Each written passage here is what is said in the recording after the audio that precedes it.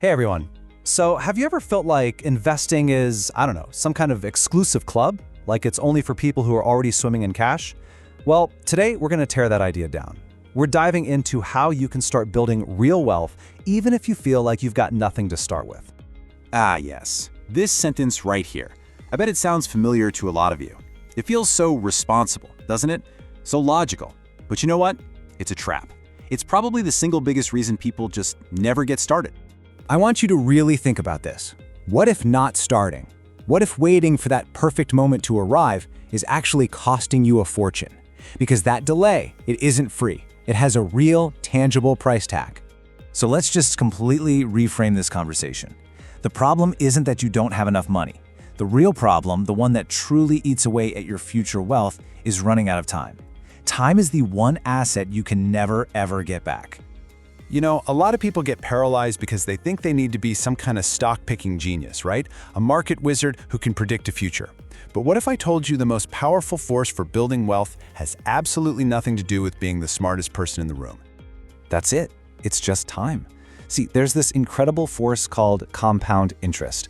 And all it really means is your money makes babies, and then those babies make more babies. It starts as a tiny little snowball, but over the decades, it can turn into a massive avalanche of wealth.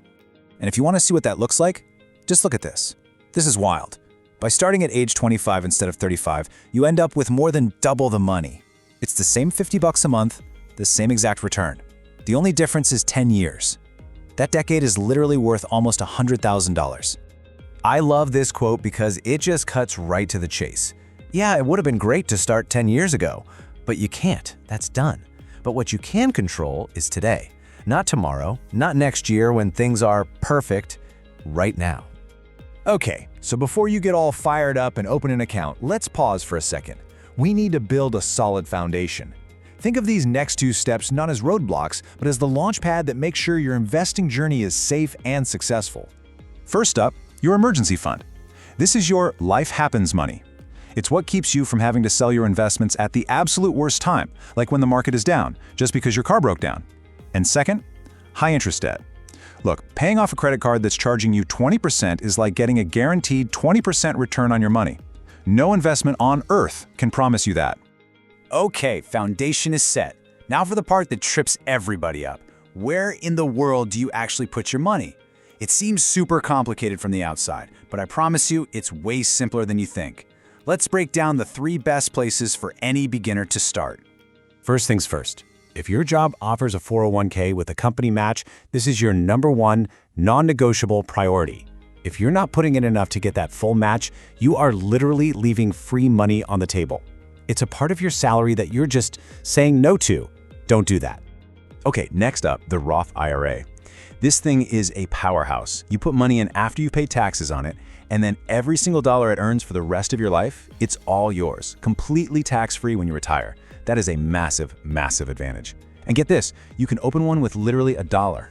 So you've opened an account. Now what do you actually buy? Well, for most people starting out, the simplest and best answer is a low-cost S&P 500 index fund. Instead of trying to pick one winning company, you just buy a tiny piece of the whole market. It's instant diversification, it's easy. And hey, if you're looking at the price of one share of something and thinking, there's no way I can afford that, guess what? That excuse is officially dead. With something called fractional shares, you can buy a sliver of any stock or fund you want for as little as a single dollar. The barrier isn't money anymore. It's just making the decision to start. All right, let's pull all this together into a super simple step-by-step action plan you can do this week. Not someday, not next month, this week. Let's forget all the noise and complexity. This is all you need to do to get in the game. 1, open an account. It takes like 10 minutes online. 2, automate it. Set up an automatic transfer, even if it's just 25 bucks. This is the secret sauce. 3, buy one simple index fund, just like we talked about. Don't overthink it. 4, and this is actually the hardest part, leave it alone. Don't panic and sell just because the news is scary. And 5, as you start making more money in your career, just bump up that automatic contribution. Simple. So remember, getting started? That's actually the easy part. The real challenge, and frankly, where all the wealth is actually built, is just staying the course. It's about playing the long game. So let's talk about a few traps to avoid. Don't try to be a stock-picking hero from day one. Just stick with those simple index funds. Please don't check your account every single day. It will drive you crazy and you'll make bad emotional choices. And most importantly, stop waiting for enough money. A small amount invested today is worth so much more than a bigger amount that you never end up investing at all. And really, this says it all. This is the entire philosophy boiled down to one sentence. It's not about being rich to start.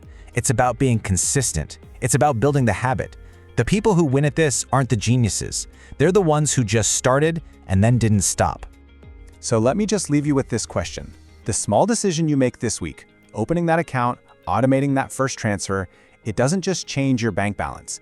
It starts to change who you are. So the real question is, in 10 years, who do you want that person to be?